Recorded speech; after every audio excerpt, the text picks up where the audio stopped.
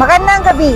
Ako si Foto Donatella Alcain at nandito po tayo ngayon sa Vigan City Provincial Capital para sa Christmas tree lighting and opening of Christmas Wonderland.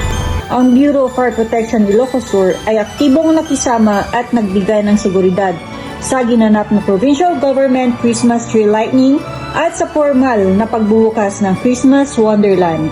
Bilang suporta sa kampanyang Uplan Iwas Maputok, ang mga bumbero mula sa iba't ibang istasyon ang ipinadala kasama ang kanilang mga fire trucks upang masiguro ang kaligtasan ng mga bisita at turista.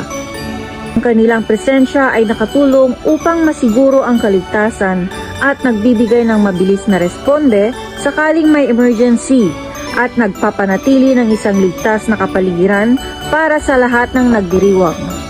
Ang pinagsamang pagsisikap na ito ay nagpapakita ng dedikasyon ng BFP sa pagprotekta sa komunidad habang pinapalaganap ang masaya at ligtas na Kapaskuhan.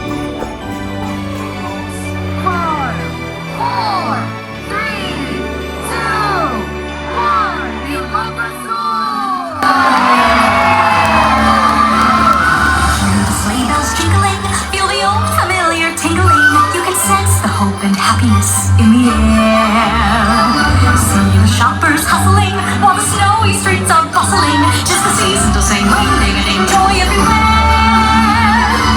Hurry, they gotta light the tree. 5, 4, 3, 2, 1. At yan ang nakalap naming mga balita para sa BFP TV Ilocos Region 1 Ilocos Sur.